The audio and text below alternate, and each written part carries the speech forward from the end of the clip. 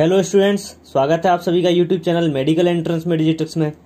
बच्चों, circulatory system के last 2 lecture में हम लोगों ने प्लाज्मा और इरेथ्रोसाइट यानी कि आरबीसी को कंप्लीटली देख लिया था और एम्स में कौन कौन से क्वेश्चन उनके एनसीईआरटी के बाहर से पूछे गए हैं वो हमने सभी डिटेल में डिस्कस कर लिए थे और किस तरीके से उनको याद रखा जा सकता है वो भी हमने जहां जहां जरूरत थी वो सब देख लिया था। आज हम बात करेंगे डब्ल्यूबीसी यानी कि ल्यूकोसाइट की या फिर थ्रोम्बोसाइट और प्लेटलेट्स के बारे में। आज हम इन दोनों को डिस्कस करेंगे। मैंने स्टार्टिंग में आपको जो फॉर्म्ड एलिमेंट्स बताए थे तो मैंने उसमें आपको टोटल 3 चीजें बताई थी, आरबीसी, डब्ल्यूबीसी और प्लेटलेट। आरबीसी को हम लोग डिस्कस कर चुके हैं, आज हम डब्ल्यूबीसी और प्लेटलेट्स को पढ़ेंगे। और जो भी एम्स में क्वेश्चन, मतलब कि जो एनसीईआरटी के क्वेश्चन तो हमारे कंप्लीटली हो ही रहे हैं, एनसीईआरटी के बाहर के जो भी क्वेश्चन है हम उन सभी को भी देखेंगे। तो यहाँ से सबसे पहला क्वेश्चन जो आता है वो है कि ये जो डब्ल्यूबीसी है वो आरबीसी से किस किस सेंस में डिफर करती है, मतलब कि ये आरबीसी और डब्ल्यूबीसी में अंतर क्या है, डिफरेंस क्या है। तो पहला डिफरेंस है कि ये साइज में उससे बड़ी होती है। जो आरबीसी का साइज है उससे ज्यादा साइज होगा डब्ल्यूबीसी का। ये न्यूक्लिएटेड है, बहुत ज्यादा इंपॉर्टेंट है। वो मैंने आपको बताया था उसमें न्यूक्लियस नहीं होता, केवल एकमात्र मैमल जिसमें न्यूक्लियस था तो वो कैमल बताया था मैंने आपको। तो वहां जब न्यूक्लियस नहीं था तो इसीलिए उसमें सेल ऑर्गेनल्स नहीं थे, डीएनए कुछ भी नहीं था। यहाँ न्यूक्लियस होगा तो ये सब चीजें भी होंगी। इसके कई सारे टाइप हैं, अभी आगे हम देखेंगे कि इसके पहले 2 टाइप्स हैं और 2 को भी फर्दर 5 टाइप्स में डिवाइड किया गया है। आरबीसी का कोई भी टाइप नहीं है, सिंगल टाइप की आरबीसी है। और लास्ट है शॉर्ट लाइफ स्पान। उसका हमने लाइफ स्पान देखा था 120 दिन का। 120 दिन के बाद वो स्प्लीन में जाके डिस्ट्रॉय हो जाती थी। इसमें क्या है, इसके सभी टाइप्स का अलग अलग होता है। वो ज़्यादा जरूरी नहीं है कि आपको किसका इंडिविजुअल याद नहीं रखना है, क्योंकि बहुत ज़्यादा याद करने को हो जाएगा। बस आप ये याद रखिए उससे कम होता है और एवरेज बोलते हैं सभी का मिला के 5 से लेकर 20 दिन, 20-22 दिन तक का रहता है और उसका था 120 दिन का। तो इसका लाइफ स्पान होता है वो आरबीसी से कम है। अब बात करते हैं काउंट के बारे में। इसका काउंट होता है 1 क्यूबिक mm ब्लड में 6000 से 8000 तक। ठीक है, जो हमारी आरबीसी थी वो मिलियंस में थी और ये डब्ल्यूबीसी है ये थाउजेंड्स में है, 6000 से 8000। अब पहले भी मैंने आपको बताया है कि जब काउंट बढ़ेगा या घटेगा, तो जब बढ़ेगा तो हम उसको साइटोसिस बोलेंगे और जो घटेगा उसको हम साइटोपिनिया बोलेंगे। ये आपको किसी भी चीज में आपको आ जाए मोनोसाइटोसिस, मोनोसाइटोपिनिया, लिम्फोसाइटोसिस, लिम्फोसाइटोपिनिया, तो आपको अगर मतलब भी नहीं आता है तो आप यहाँ से निकाल सकते हैं। साइटोसिस मतलब होता है कि इंक्रीज होना काउंट में और साइटोपिनिया का मतलब है कम होना। जैसे कि वहाँ इरिथ्रोसाइटोसिस, इरिथ्रोसाइटोपिनिया देखा था। तो इसका काउंट अगर बढ़ेगा तो उसको बोलेंगे ल्यूकोसाइटोसिस, ल्यूकोसाइट का काउंट बढ़ रहा है, और काउंट कम होगा तो ल्यूकोसाइटोपिनिया। यहाँ जो आपको याद रखनी है वो चीज़ ये कि ल्यूकोसाइटोसिस मतलब कि काउंट बढ़ता है टीबी में और काउंट घटता है टाइफाइड में। ये दोनों आपको याद रखना है। टीबी जब होगी तो काउंट बढ़ जाएगा और टाइफाइड में काउंट कम हो जाएगा। अब इसके टाइप्स देखें तो इसके 2 टाइप्स हैं, ग्रेन्युलोसाइट और एग्रेन्युलोसाइट। ये किस बेस पे डिवाइड किया गया है कि देखो बच्चों, ये मान लो ये सेल है, इसके अंदर ये साइटोप्लाज्म भरा हुआ है, इसमें कुछ ग्रेन्युलर अपीयरेंस ऐसे अगर देखेगी ग्रेन्यूल्स पाए जाएंगे तो वो है ग्रेन्युलोसाइट। और ग्रेन्यूल्स एब्सेंट हैं, एब्सेंट ऑफ ग्रेन्यूल्स, ये मतलब है एब्सेंस ऑफ ग्रेन्यूल्स, मतलब कि ग्रेन्यूल्स अगर नहीं है तो वो है एग्रेन्युलोसाइट और ग्रेन्यूल्स पाए जा रहे हैं तो ग्रेन्युलोसाइट।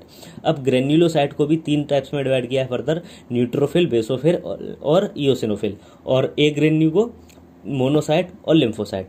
अब देखो थोड़ा लॉजिक से हम इसको याद रखने की कोशिश करते हैं। ग्रेन्यूल्स कैसे दिख रहे हैं आपको? ऐसे लग रहा है कि जैसे कोई पिल्स है, जैसे कि ये, ठीक है, ग्रेन्यूल्स हैं वो पिल्स जैसे लग रहे हैं ना। तो ये पिल्स जिसके लास्ट में पिल आ रहा होगा वो होंगे ग्रेन्युलोसाइट। जैसे कि न्यूट्रोफिल, बेसोफिल, इओसिनोफिल। फिल से आप पिल याद रखें, फिल मतलब कि पिल, और पिल कैसे होते हैं, ग्रेन्यूल्स जैसे दिखाई देते हैं पिल्स।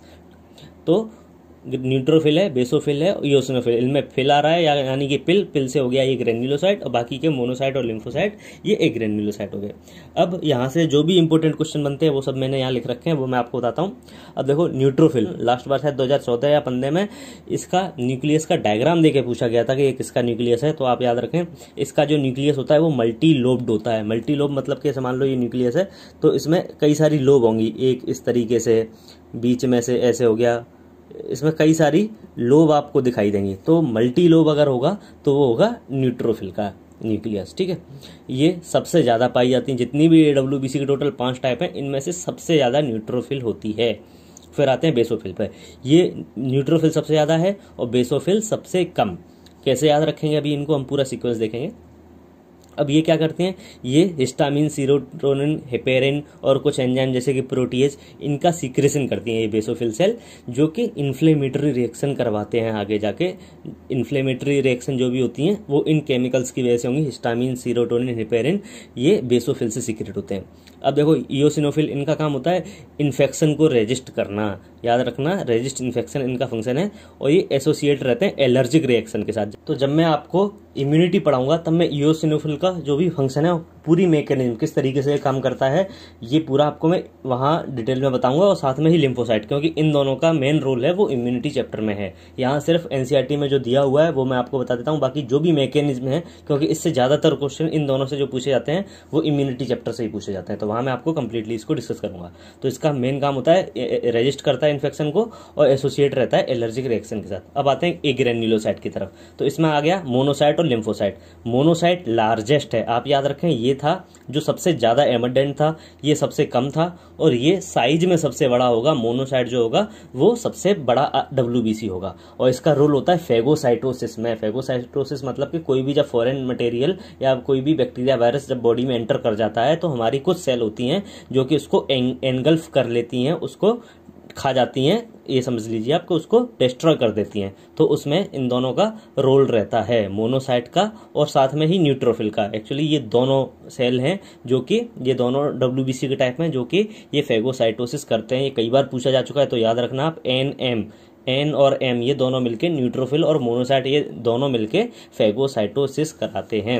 अब आती है बात लिम्फोसाइट की, तो इसके दो टाइप्स होते हैं, बी लिम्फोसाइट और टी लिम्फोसाइट, और इनका मेन रोल होता है इम्यूनिटी में। ये हमारी डिफेंस मैकेनिज्म में काम करेगी, तो ये हम इसको इम्यूनिटी चैप्टर में देखेंगे। ठीक है, ये तो मेन चीजें हो गई। अब ये दो क्वेश्चन ऐसे हैं जो कि एनसीईआरटी में नहीं दे रखे और कई बार पूछे गए हैं, ये दो चीजों की डेफिनेशन, तो इनको देखते हैं। एक है डायापिडेसिस और एक है कीमोटेक्सिस। डायापिडेसिस एम्स 2009 में पूछा गया था, तो इसको देखते हैं। ये वो प्रोसेस है जिसके द्वारा जो WBC होती हैं वो ब्लड वेसल को छोड़ के बाहर चली जाती हैं। ये पूछा गया था कि इनमें से डायापिडेसिस किसे कहते हैं, तो उसमें से एक ये लाइन दे रखी थी कि ये एक प्रोसेस है जिसके द्वारा WBC जो होती हैं वो ब्लड वेसल से बाहर चली जाएंगी। जैसे कि जहाँ पे टिश्यू डैमेज हुआ या जो भी इंजरी की साइट है उस जगह पर WBC को जाना होता है, तो जिस प्रोसेस से वो ब्लड वेसल को छोड़ देती हैं उसको बोलते हैं डायापिडेसिस। अब आ गया कीमोटेक्सिस। टेक्सिस मतलब अट्रैक्टेंट।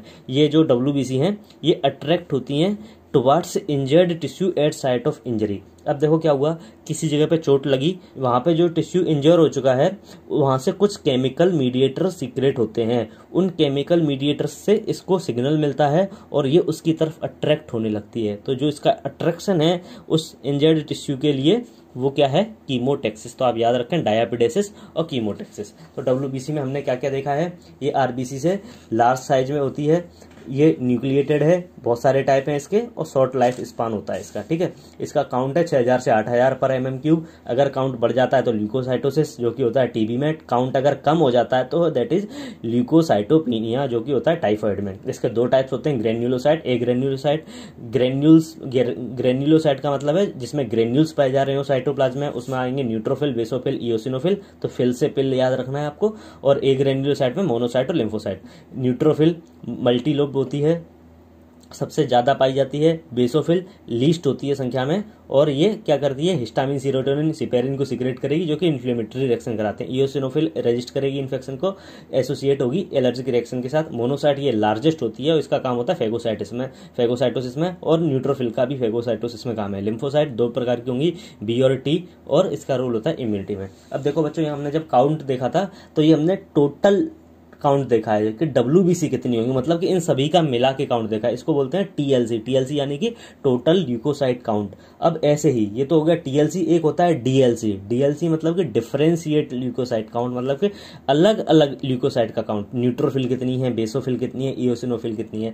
तो TLC पे क्वेश्चन पूछा गया है, DLC पे ऐसे डायरेक्टली क्वेश्चन नहीं पूछा गया है, बस सीक्वेंस पूछ लिया जाता है या सबसे ज्यादा सबसे कम पूछ लिया जाता है। तो आपको मैं एक बता रहा हूँ ट्रिक जिससे आपको पूरा सीक्वेंस याद रहेगा, किसमें कितना है, मतलब कौन सा सबसे ज्यादा है, कौन सा सबसे कम है। ठीक है, तो आप इसको याद रखें एक सेंटेंस को।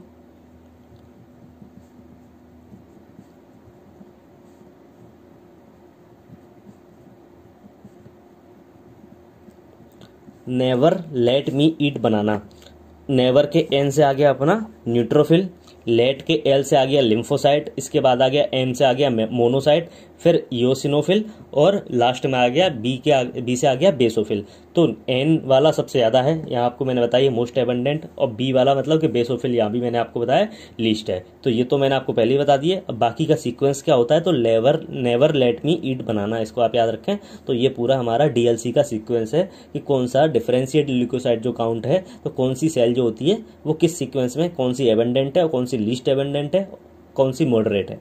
ठीक है, तो इस तरीके से हम याद रख सकते हैं इसको। अब बात करते हैं प्लेटलेट्स की। प्लेटलेट्स को थ्रोम्बोसाइट भी बोलते हैं। देखो, आरबीसी को इरिथ्रोसाइट बोला, डब्ल्यूबीसी को ल्यूकोसाइट बोला, और प्लेटलेट्स को क्या बोला, थ्रोम्बोसाइट। थ्रोम्बोसाइट क्यों, साइट मतलब सेल, थ्रोम्बो मतलब क्या होता है, थ्रोम्बस, थ्रोम्बस से आया है ये वर्ड थ्रोम्बो। थ्रोम्बस का मतलब होता है क्लॉट, मतलब कि इनका काम ब्लड क्लॉटिंग में या ब्लड के कोगुलेशन में होता है। कैसे होता है पूरी मैकेनिज्म हम देखेंगे अभी। अब फॉर्मेशन इसका कैसे होता है, तो हमारी जो बोन मैरो है वहाँ कुछ स्पेशल सेल पाई जाती हैं जिनको कि बोलते हैं मेगा कैरियोसाइट्स। कौन सी सेल होती है, मेगा कैरियोसाइट्स। अब ये मेगा कैरियोसाइट्स क्या होती है, ये आगे जाके जियांट सेल में कन्वर्ट होंगी। जब ये जियांट सेल में कन्वर्ट हो रही होती हैं तो उसमें से एक प्रोसेस होती है उस समय, उस प्रोसेस का नाम है फ्रेगमेंटेशन। उस फ्रेगमेंटेशन के बाद इससे कई सारी प्लेटलेट्स जनरेट हो जाती हैं। तो आपको बच्चों ये याद रखना है कि उस प्रोसेस का नाम, मेगा कैरियोसाइट्स पे कौन सी प्रोसेस होगी, तो वो होगी फ्रेगमेंटेशन। मेगा कैरियोसाइट्स में फ्रेगमेंटेशन होता है जिससे कि प्लेटलेट्स जनरेट हो जाते हैं, और एक मेगा कैरियोसाइट से लगभग 1000 प्लेटलेट्स जनरेट होते हैं। कितने, एक मेगा कैरियोसाइट से 1000 प्लेटलेट्स जनरेट होंगे। अब इसका काउंट देखते हैं, तो इसका जो काउंट है वो 1.5 से 3.5 लाख पर mm³ है। WBC थी 1000 में, ये है लाख में, और वो मिलियंस में दे रखी थी एनसीईआरटी में आरबीसी का, तो आप उसको लाख में कन्वर्ट कर सकते हैं 10⁻6 से। ठीक है, अगर वही चीज़ अब देखो फिर यहाँ आ गई, काउंट बढ़ा तो थ्रोम्बोसाइटोसिस, काउंट घटा तो थ्रोम्बोसाइटोपिनिया। ठीक है, अब इनके फंक्शन है, फंक्शन में आता है मेन है हीमोस्टेसिस। हीमोस्टेसिस का मतलब होता है स्टॉप होना, हीमो मतलब है ब्लड, ब्लड का रुकना, हीमोस्टेसिस क्या होता है, स्टॉपेज ऑफ ब्लीडिंग। अब है अगला क्लॉटिंग ऑफ ब्लड, ब्लड के कोगुलेशन या क्लॉटिंग में काम करेगा ये। और तीसरा है इसका फंक्शन इंपॉर्टेंट है, okay, repair of ruptured blood vessel. अब जैसे ही ब्लड वेसल कोई भी रप्चर हो जाती है तो इसमें से कुछ ग्रोथ फैक्टर निकलने लगते हैं, बहुत बड़ी मैकेनिज्म है, उससे आपको कोई मतलब नहीं है, बस जनरल देख लो आप कि इसमें से जैसे ही ब्लड वेसल अगर डैमेज होती है, रप्चर होती है, तो उसमें से कुछ ग्रोथ फैक्टर निकलने लगते हैं जो कि इसको रिपेयर कराते हैं। इसके साइटोप्लाज्म से निकलेंगे प्लेटलेट्स के, उसको बोलते हैं platelet derived growth factor, platelets derived growth factor, PDGF secrete होते हैं जो कि इनका रिपेयर मैकेनिज्म में काम करते हैं। तो ये हो गया प्लेटलेट्स। प्लेटलेट्स ज़्यादा बड़ा नहीं है, उससे ज़्यादा क्वेश्चन भी नहीं पूछे गए हैं, तो बस आपको इतना याद रखना है कौन सी सेल है उसमें फ्रेगमेंटेशन होगा, कितने ये बनेंगे प्लेटलेट्स एक मेगा कैरियोसाइट से, काउंट क्या है, थ्रोम्बोसाइटोसिस, थ्रोम्बोसाइटोपिनिया, और फंक्शन में बहुत सारे हैं बट आपको ये 3 जिनसे क्वेश्चन पूछे गए हैं ये आपको याद रखने हैं। तो यहाँ पे हमने अपना ब्लड का ये जो भी प्लाज्मा वाला पोर्शन और फॉर्म्ड एलिमेंट वाला पोर्शन जिससे मिलकर ब्लड बना है वो हमने पूरा डिटेल में देख लिया है। आगे वाले लेक्चर्स में हम पहले ब्लड ग्रुप देखेंगे, उसके बाद एरिथ्रोब्लास्टोसिस फिटेलिस, उसके बाद हम कोगुलेशन देखेंगे, फिर लिम्फ, और उसके बाद फिर हम अपना ह्यूमन सर्कुलेटरी सिस्टम को बहुत ही अच्छे से पूरे डिटेल में देखेंगे, और एम्स का एक एक क्वेश्चन हम कवर करने जा रहे हैं। तो बच्चों आप एकदम निश्चिंत रहें, आप बस जुड़े रहिए, और जैसे ही कोई लेक्चर आता है तो आप तुरंत उसे कम्प्लीटली देखिए और उसका पूरा एनसीईआरटी से एक एक लाइन को क्लियर कीजिए। और फिर भी अगर आपको कोई दिक्कत आती है तो आप मुझे कमेंट सेक्शन में उसको इन्फॉर्म कर सकते हैं। ठीक है, थैंक यू सो मच।